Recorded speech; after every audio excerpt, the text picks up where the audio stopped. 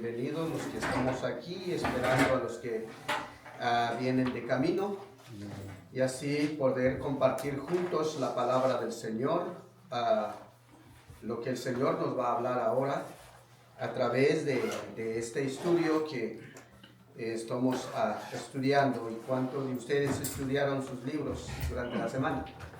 Un poquito. Un poquito. Dicen los americanos, a little bit. A little bit. Eso es todo, ¿verdad?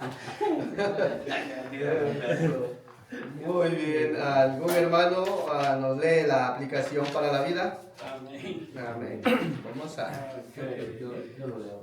¿Usted lo va a leer? Sí, ok. Dice, y aquel verbo fue hecho carne y habitó entre nosotros. Esta es la esencia del Adviento y la Navidad. Dios vino a nosotros. Jesús es Dios con la piel puesta. La palabra teológica para esto es encarnación. Lucas proporcionó un relato detallado y ordenado del nacimiento de Jesús, pero Juan comienza su testamento revelando la historia del fondo y la naturaleza de la encarnación. Juan 1 es un prólogo denso, poético y poderoso, donde se revela la esencia de la historia. La pieza central es la poderosa declaración de que Jesús es Dios con la piel puesta. Eligió encarnarse por amor.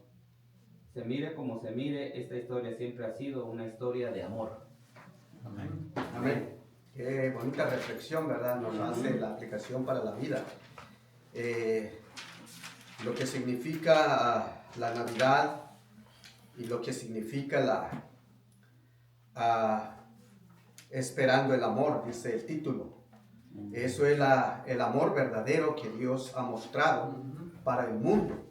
Eso es el amor que Dios, imagínese usted, y dice el título, esperando el amor, y conocemos el amor y la gracia y el sacrificio de Jesucristo. No solamente el amor que Él mostró, sino el sufrimiento, el sacrificio que Él terminó su vida terrenal Por amor de nosotros. por amor a nosotros. ¿Siendo qué, dice la Biblia?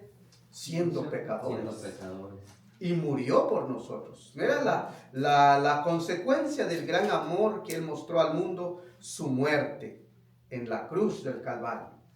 Y tenemos que tener en cuenta la importancia de estos dos importantes preguntas o frases cuando hablamos acerca del nacimiento de Jesucristo, que tiene una suma importancia para nosotros.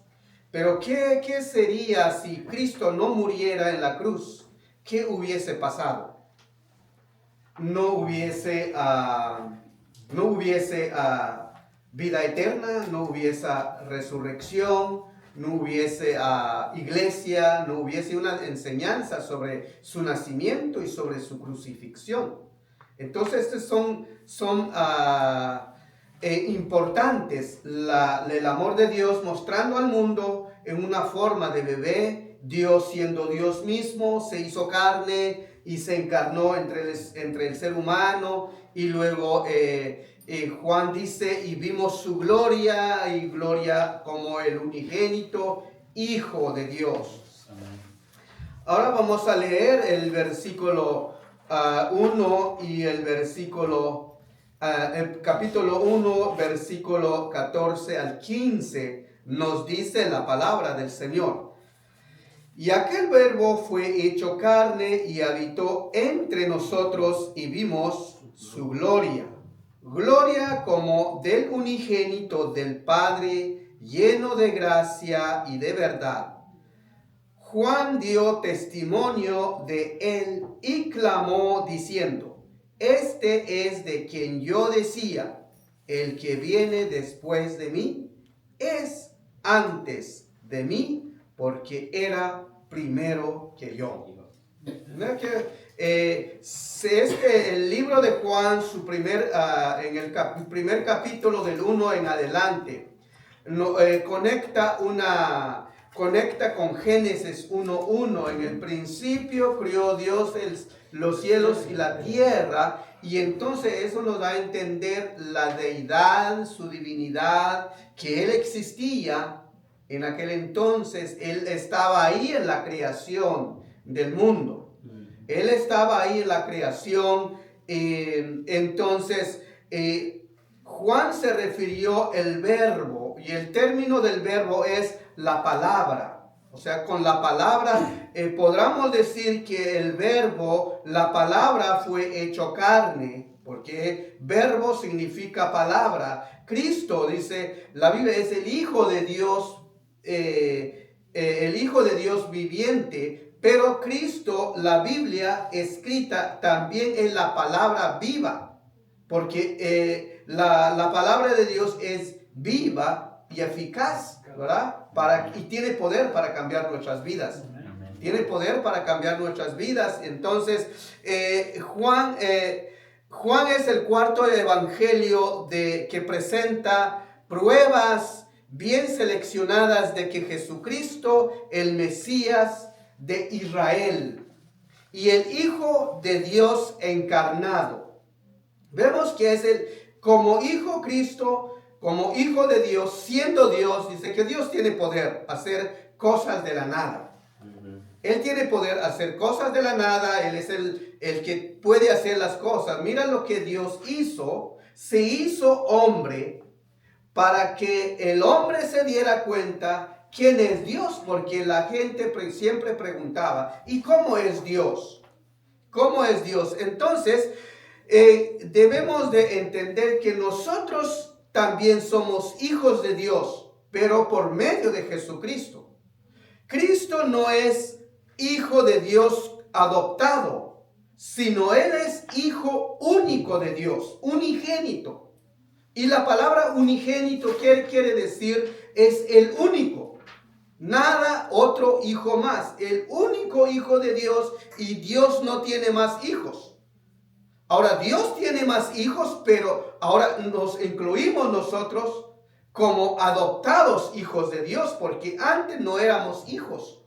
Ahora fuimos ya hijos, pero por medio de Jesucristo. Cuando vinimos a Jesucristo, aceptamos a Él como Señor y Salvador, y Dios nos acepta como hijos a través de Jesucristo.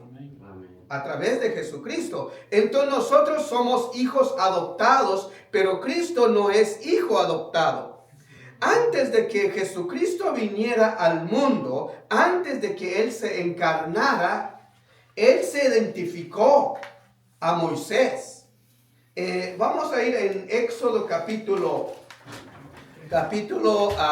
3, su versículo 1. Éxodo capítulo 3, su versículo 1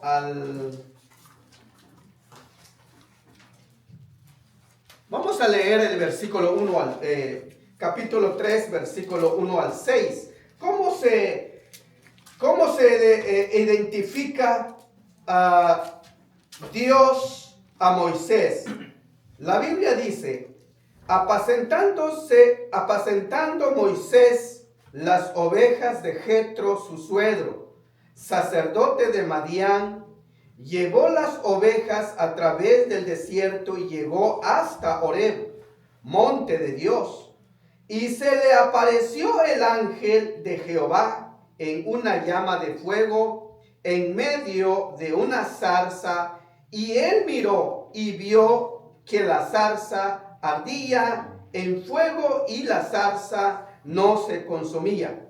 Entonces Moisés dijo, iré yo ahora, veré esta grande visión, por qué causa la zarza no se consuma. Viendo Jehová que él iba a ver, lo llamó Dios en medio de la zarza y dijo, Moisés, Moisés. Y él respondió, heme aquí. Y dijo, no te acerques, quite tu calzado de tus pies, porque el lugar en que tú estás, tierra santa es. Y dijo, yo soy el Dios de tu padre, Dios de Abraham, Dios de Isaac y Dios de Jacob. Entonces Moisés cubrió su rostro porque tuvo miedo mirar a Dios. Aquí entonces vemos que Jesucristo es el mismo, el ángel dice que se le apareció a Moisés. Esto es, Dios en Cristo Jesús se aparece a Moisés. Que cuando la Biblia dice se le apareció el ángel de Jehová, ¿a quién se refirió? ¿A quién se refirió a estas palabras? ¿A Dios o a un ángel simplemente? Sino, esto está hablando de Jesucristo mismo, cuando se le apareció en la zarza. Entonces, aquí vemos la existencia de Dios, su divinidad, su deidad y su identidad. Él se identificaba a Moisés, porque en el versículo 6 dice, y dijo, yo soy el Dios de tu padre. Aquí vemos que Jesucristo estaba hablando, se identifica a Moisés. Las verdaderas declaraciones de Jesús reveladas figuradamente con relación de redimir a toda la raza humana. La resurrección física de Jesús como señal por excelencia y la prueba máxima que Él es el Hijo de Dios viviente. Aquí vemos que Jesucristo se identifica cuando Él dijo, yo soy. Y aquí también en Juan hizo Jesús estas preguntas a los que estaban ahí con Él, a sus discípulos. ¿Y ustedes qué piensan? ¿Quién soy yo? Uno de estos ya lo sabemos que Pedro vino a Jesús y le dijo, tú eres el Hijo de Dios viviente. Entonces, Él se identifica con las palabras, yo soy. Y entonces Él dijo, ¿y ustedes qué dice? ¿Quién soy? Yo. Entonces su existencia, su divinidad, Él existía antes de encarnarse entre el ser humano. Entonces vemos que la resurrección física de Jesús como una señal por excelencia que Él es el Hijo del Dios verdadera y la prueba máxima que Cristo es el Hijo del Dios viviente, encontramos en Juan 20:31. Juan 20:31 nos habla el versículo, nos habla el Evangelio de Juan, dice así, pero estas se han escrito para que creáis que Jesús es el Cristo, el Hijo de Dios, y para que creyendo tengáis vida en su nombre. Aquí vemos entonces que Jesucristo, las pruebas contundentes de que no hay dudas que Cristo es el Hijo del Dios viviente. Porque vemos que Juan escribe estas palabras para que nosotros creamos en Jesucristo, el Hijo de Dios viviente. Juan enfatiza la deidad de Jesús como el Hijo de Dios con una gran declaración. Vimos su gloria. Y esto vemos en el versículo 14, dice, y aquel verbo fue hecho carne y habitó entre nosotros, y vimos su gloria, gloria como del unigénito del Padre. Entonces vemos que Juan enfatiza la deidad de Jesucristo como el Hijo de Dios viviente con una declaración contundente y segura que no hay dudas que Juan vio la gloria de Dios en Jesucristo. Unigénito, la palabra unigénito no significa que Cristo fuera criado en algún momento del pasado, más bien se refiere a su relación con el Padre, el Espíritu Santo y también su eternidad. Su eternidad. Entonces vemos que es unigénito Hijo de Dios, como acabamos de decir que Jesucristo es el único unigénito Hijo de Dios.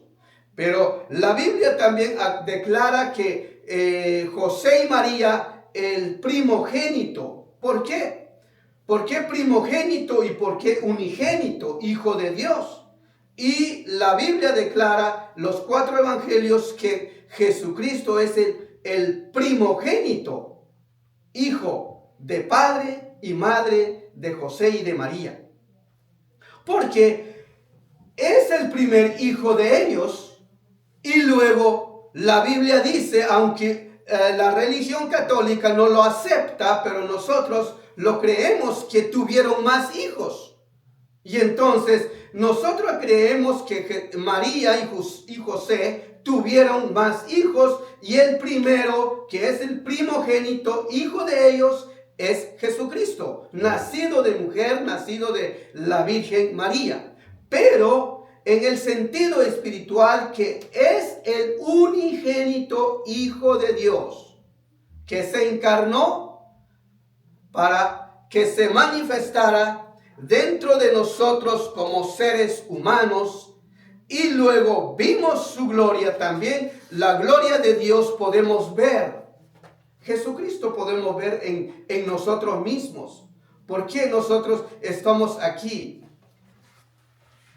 Predicamos, enseñamos que Jesucristo es el Hijo de Dios.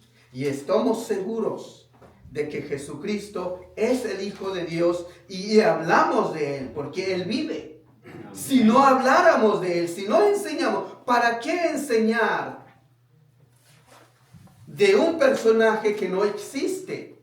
Aún todo lo que hay en la Biblia lo creemos, porque aún Moisés murió, todos los profetas murieron, pero nos dejaron una gran enseñanza. Una enseñanza como podemos enseñar de la vida de otros siervos, misioneros hoy en día, que han dejado un legado. Pero no se puede comparar esa enseñanza, que en Jesucristo hay salvación, que Cristo vino, se encarnó por amor al ser humano, para que el hombre no se pierda, mas tenga vida eterna en Cristo Jesús. Vemos entonces que Jesucristo y su deidad es una realidad. Juan dio testimonio de él y clamó Juan diciendo: este es de quien yo decía, el que viene después de mí es antes de mí, porque era primero que yo. Juan lo enseñó a Jesucristo, que él era antes de él, pero venía después de él, porque sabemos que Juan, el que empezó primero su ministerio público, llamando a la gente para el arrepentimiento. Juan dice: arrepentíos y bautízanse, porque el reino de los cielos se ha acercado. Pero Juan empezó esto con el testimonio que venía el verdadero, que tenía el poder de perdonar los pecados. Y Juan declara que él no era digno de perdonar los pecados, sino el que venía, él sí podía perdonar los pecados, porque dijo Juan dio testimonio de él, de Jesucristo, clamó diciendo: este es el quien yo decía, el que viene después de mí, y es antes de mí, porque era primero que yo. Porque era primero. Entonces, ningún profeta se puede comparar. Los profetas son igual que nosotros, nacieron y murieron.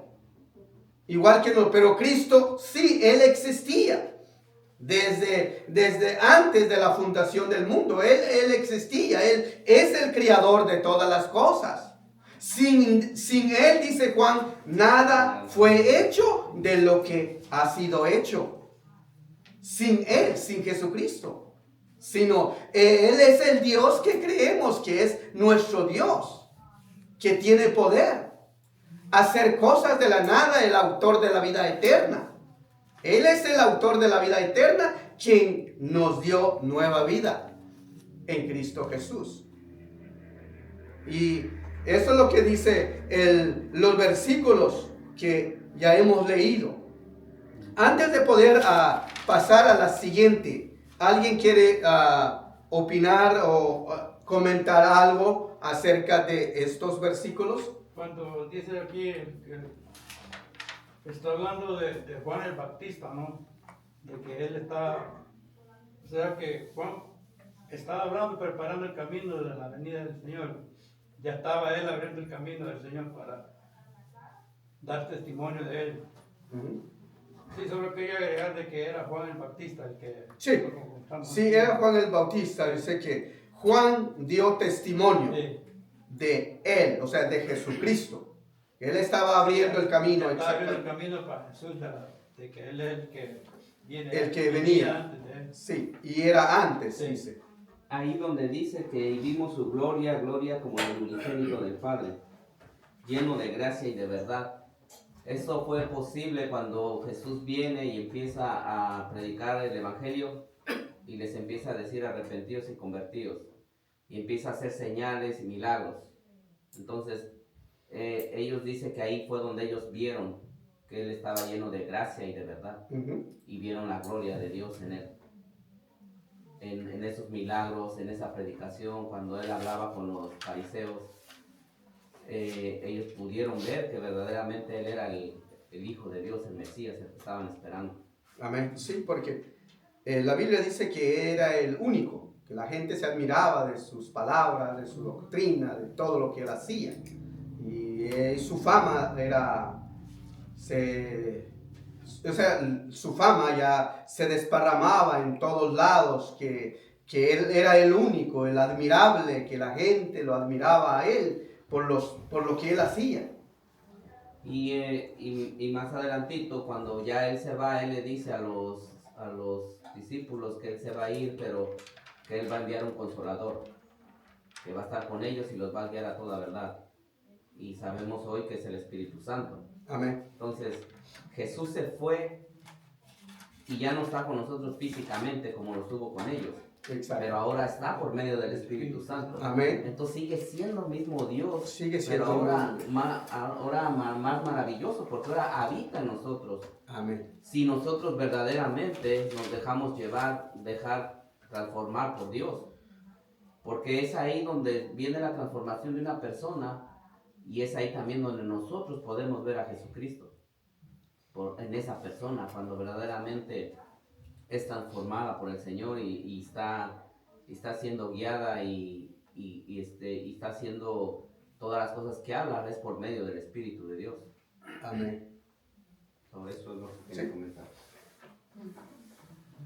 No le voy a leer aquí lo que dice la guía. ¿Verdad? Dice que estaba lleno de gracia y verdad. Dice, gracia es el favor, el cuidado amable y la buena voluntad hacia alguien, así como su aplicación práctica. La verdad, verdad significa tener la calidad de la veracidad, conlleva a ser recto, firme, confiable y finalmente podemos referirse a la realidad misma. Y aquí nos vamos a nosotros. Esto tiene que aplicar a nosotros. Exacto. Porque ¿cuánta gracia tienes tú hacia tu hermano? ¿Cuánta gracia tienes tú hacia tu compañero de trabajo inconverso? ¿Cuánta gracia tú tienes hacia las personas que te tratan mal? ¿Tienes la misma gracia que Dios tuvo contigo? Sí. Ahora, dice verdad. ¿Cuánta verdad tienes en ti? ¿Cuánta verdad aplicas en ti? ¿Cuánta verdad aplicamos en nuestra vida? Exacto. Porque si somos hijos de Jesucristo o nos hacemos llamar hijos de Cristo, debemos que tener las características de Él. Exacto. Y si un par de características son de gracia y verdad, preguntémonos cuánta gracia tenemos. Y preguntémonos cuánta verdad tenemos nosotros hacia los demás. Amén. Sí.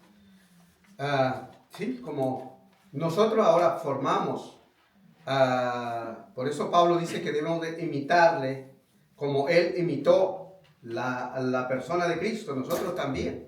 que debemos, el mundo va a mirar a Jesucristo en nosotros, porque nosotros somos representantes de Jesucristo Amén. sobre la tierra.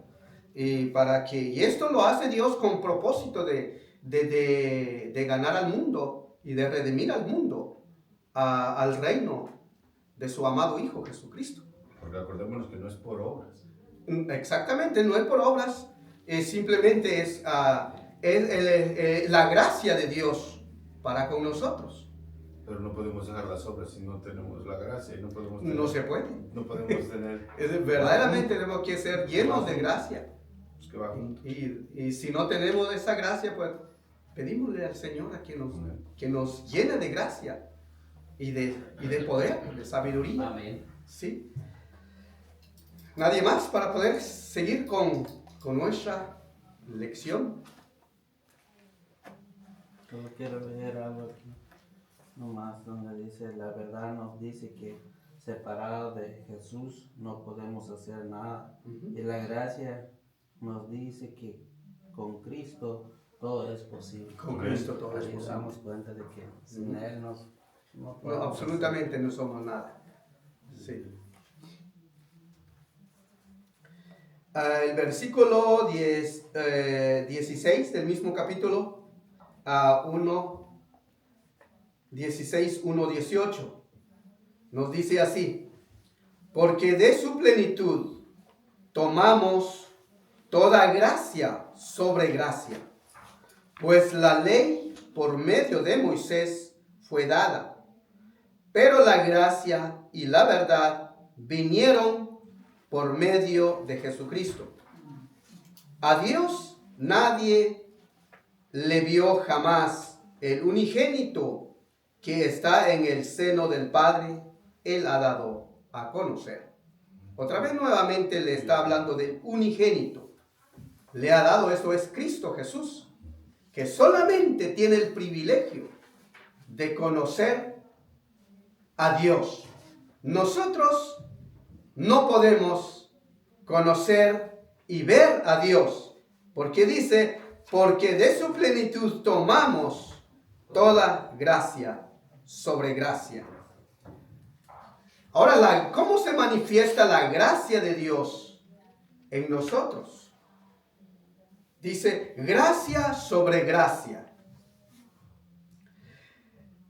Dice que la gracia se manifestaba en el Antiguo Testamento en algunos personajes que la Biblia menciona.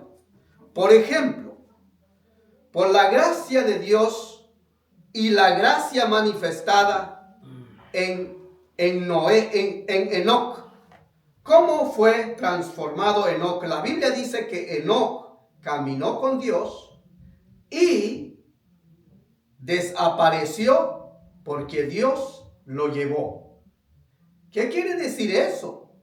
Que la gracia de Dios, que nosotros no vimos, que si Enoc caminó con Dios, pero creemos porque la Biblia nos dice. Y la gente que en el tiempo de Enoc se dieron cuenta porque Enoc desapareció. Desapareció porque Dios lo llevó.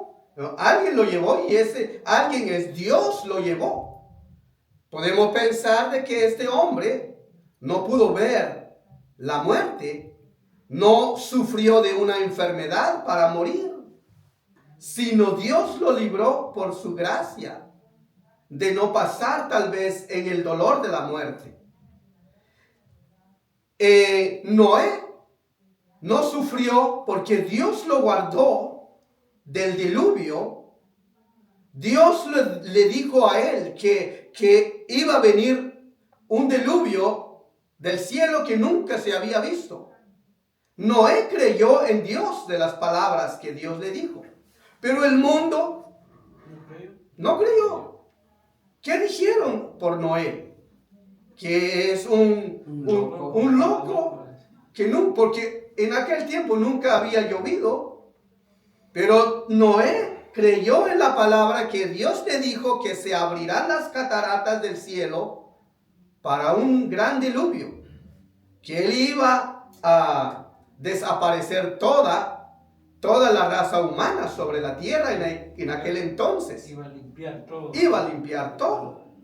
Entonces, y Noé creyó en la palabra de Dios y Dios lo libró. Su gracia, el amor de Dios sobre Noé. Abraham creyó y fue contado por justicia. Ahora bien, la promesa del perdón de Dios por su pueblo de Israel. Siempre hemos estudiado acerca del pueblo de Israel que se rebeló contra Dios, que todo eso, muchas cosas, murmuraba contra Moisés diciendo, ¿y por qué nos sacaste de Egipto para morir aquí en el desierto? Y todas estas quejas, Dios escuchó todas esas quejas de ellos. Y decían que ¿a poco no hay sepultura allá en Egipto para que usted Moisés nos saca aquí para morir y nos sepulta aquí en el desierto? Todas esas murmuraciones, pero el perdón de Dios siempre, su gracia y su perdón siempre, su gran amor hacia su pueblo. Ese amor de Dios que todavía está vigente con su pueblo, con la iglesia, con usted, conmigo. Siempre Dios nos perdona. Vemos en Éxodo capítulo 34, 6 y 7. 6 y 7 dice así. 34, 6 y 7 dice así. Y pasando Jehová por delante de él, proclamó Jehová fuerte, misericordioso y piadoso, tardo para la ira y grande en misericordia y verdad, que guarda misericordia a millares, que perdona la iniquidad y la rebelión del pecado, y que de ningún modo tendrá por inocente al malvado, que visita la maldad de los padres sobre los hijos y sobre los hijos de los hijos hasta la tercera y cuarta generación. Aquí vemos que el perdón de Dios perdona la iniquidad y la maldad de los malvados. Y nos habla también en Levíticos 5, 17 y 18. En Levíticos 5, 17, 18.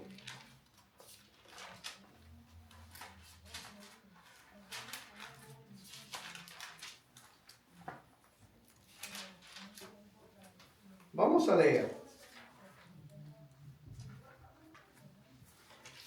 Dice así Levíticos: finalmente, si una persona pecare e hiciere alguno de todas aquellas cosas que por mandamiento de Jehová no se han de hacer, aún sin hacerlo a sabiendas, es culpable y llevará su pecado.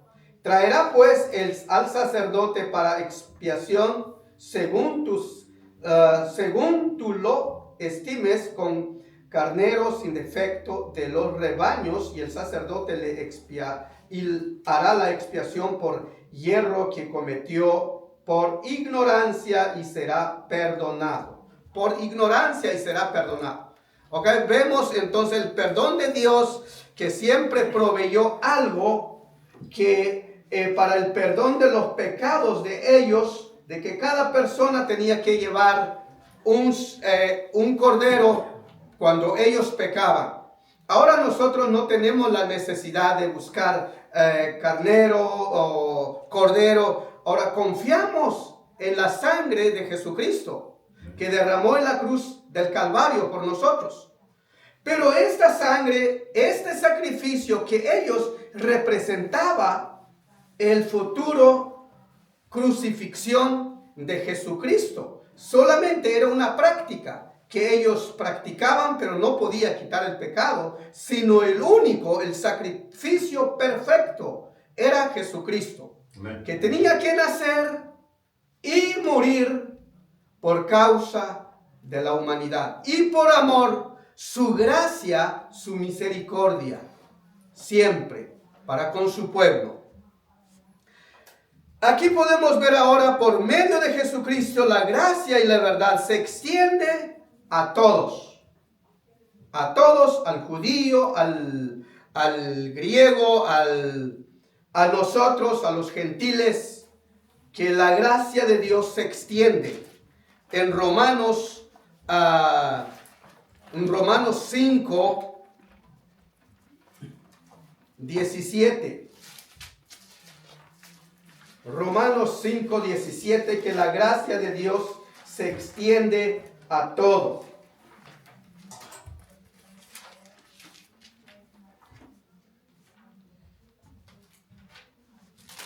Si alguien lo tiene para así avanzar con el tiempo, 5, 17, 21 al 21.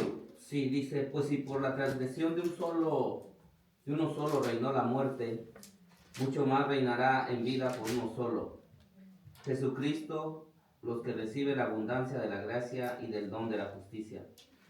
Así que como por la transgresión de uno vino la condenación a todos los hombres, de la misma manera por la justicia de uno vino a todos los hombres la justificación de vida. Porque así como por la desobediencia de un hombre los muchos fueron constituidos pecadores, así también por la obediencia de uno los muchos serán constituidos justos. Pero la ley se introdujo para que el pecado abundase más. Cuando el pecado abundó, sobreabundó la gracia. Pero para que así como el pecado reinó para muerte, así también la gracia reine por la justicia para vida eterna mediante Jesucristo, Señor nuestro.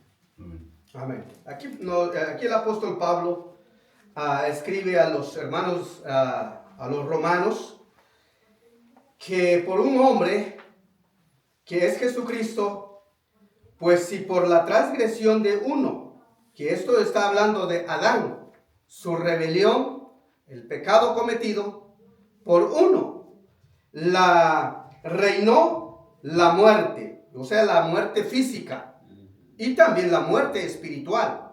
Porque recordemos que cuando Adán pecaron contra Dios, no murieron instantáneamente, físico, sino más tarde ellos murieron, y eso es la consecuencia de la desobediencia, pero espiritualmente murieron instantáneamente. Espiritual murieron instantáneamente, físicamente, poco a poco vino la muerte y murieron por un solo hombre, y así pasó todo por todos los hombres. Y ahora nosotros, el hombre en pecado está muerto en sus delitos y pecados, dice Efesios, pero no, el hombre, aunque esté en vida, pero delante de Dios está muerto en el pecado. Ahora bien, no está muerto físicamente, pero más tarde, si se muere en el pecado, también va a morir juntamente con el pecado, y no tiene vida. No tiene vida eterna en Cristo. Pero vino Jesucristo con su gracia y misericordia por uno, que es Jesucristo. También la justicia vino a todos los hombres. Esto es en Cristo Jesús. En Cristo Jesús. Esta es la gracia del Señor Jesucristo, la gracia sobre gracia, que una constante concesión de gracia y de poder se le concede a los creyentes que aceptan a Jesucristo como Señor y Salvador personal. Y entonces esto, en la lección nos dice así, que gracia sobre gracia. En este contexto, gracia significa el favor de Dios hacia la humanidad, mostrando por medio de Jesucristo en relación a la salvación. gracia sobre gracia probablemente sea una repetición para enfatizar muy parecido, santo, santo, en el libro de Isaías, capítulo 6, versículo 3. Eso nos habla la gracia sobre gracia.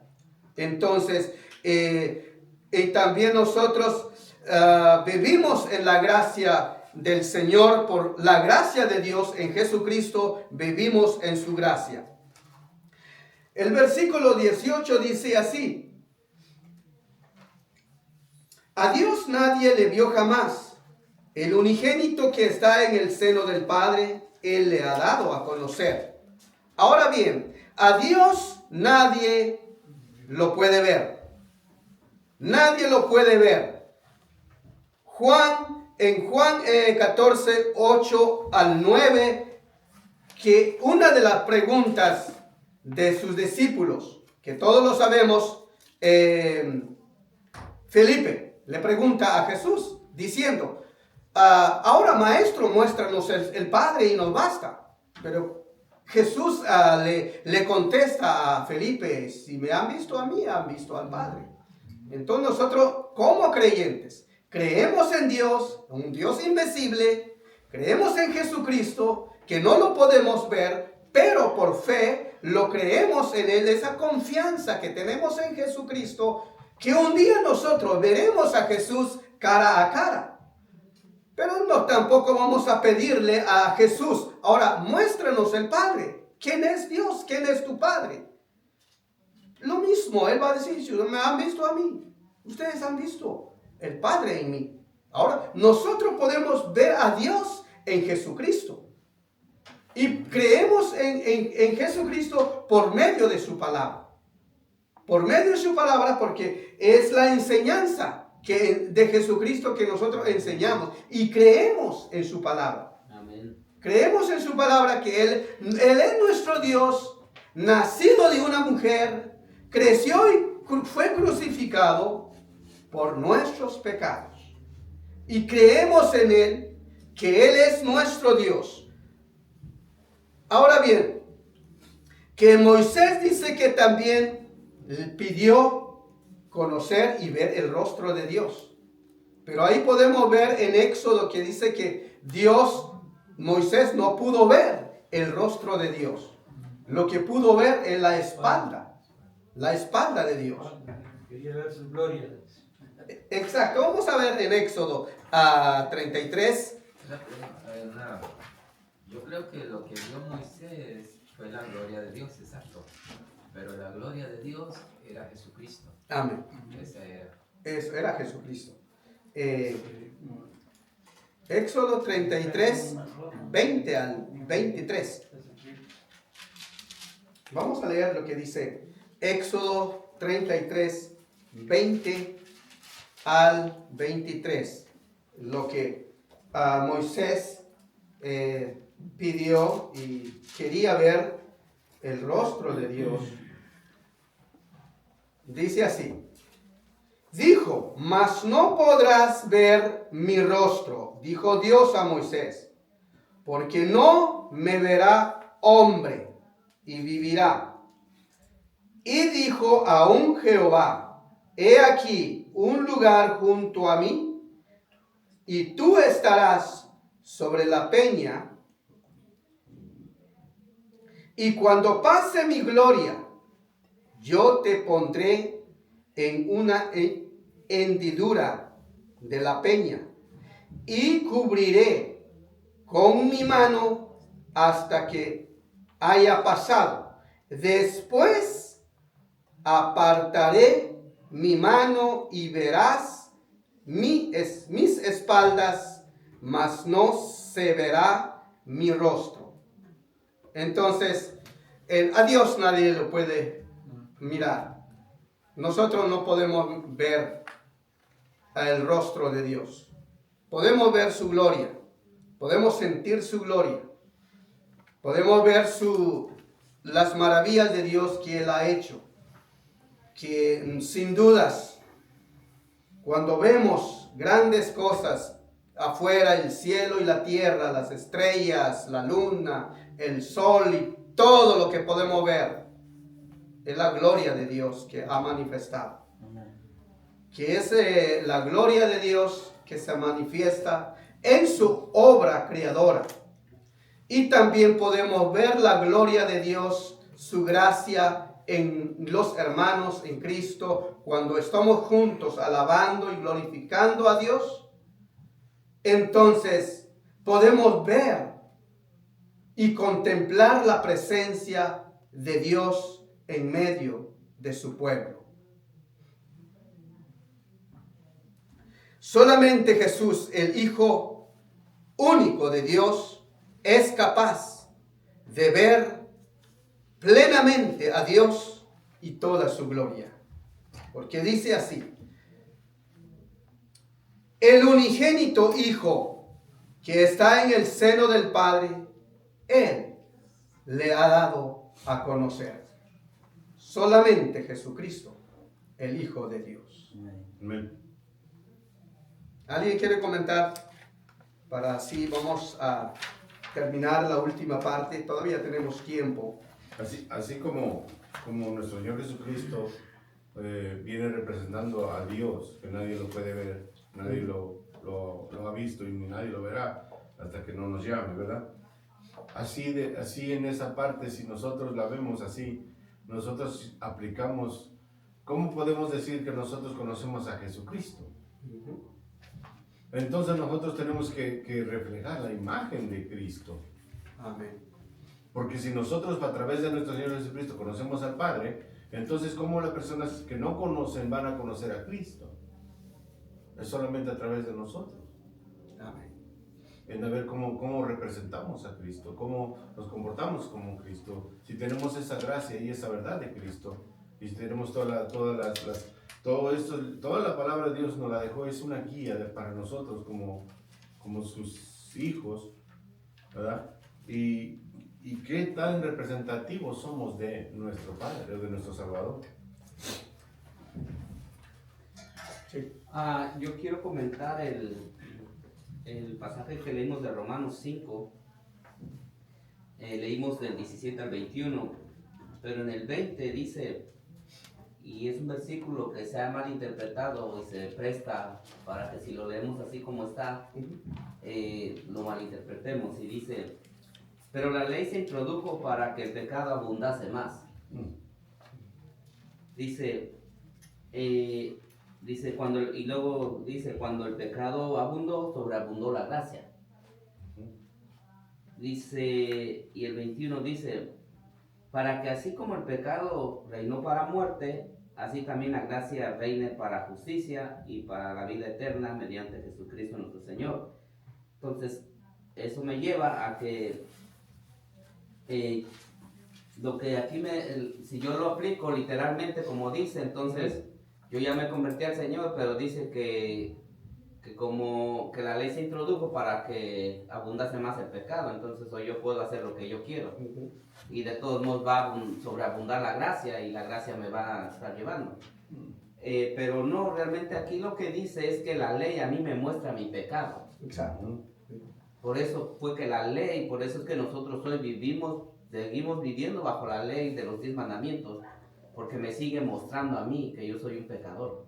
Y eso me hace a mí venir al Señor y pedirle perdón. Entonces me recuerda que yo no soy perfecto todavía, que estoy viviendo en un cuerpo y que puedo, aún viniendo aquí y estudiando la Biblia, puedo caer en pecado. Exacto. Pero la gracia del Señor es la que me levanta y me recuerda que ahí está el Señor para perdonarme. Amén. No para hacer lo que a mí se me dé la gana. Exacto. Porque si yo ya me convertí al Señor, por lógico, yo no puedo ya volver atrás o seguir pecando de las cosas que yo quiera hacer, sino que debe de haber una transformación, un cambio. Sí. Siempre que y cuando haya un arrepentimiento genuino. Exacto. Porque puedes venir y decir, oh, ya no lo voy a hacer, pero lo vuelves a hacer y se te hace ya un hábito. Entonces no hay un arrepentimiento genuino. Cuando tú pecas, el Espíritu Santo te redarguye y tienes un arrepentimiento, vas a una oración y le pides perdón a Dios, a Cristo, Y entonces haces un cambio, porque mismo parece que en Proverbios dice que cuando tú te tienes que no tan solo ir y pedir perdón, sino alejarte del pecado. Sí. Es lo bueno de Dios, que Dios en nuestro alboroto, en nuestro enredo, todo, que lo regamos todo y pecamos, Dios en su infinita gracia nos dio esa salvación por medio de Jesucristo. Por eso dice aquí en 1 Timoteo 2:5, dice, porque hay un solo Dios, hay un solo mediador entre Dios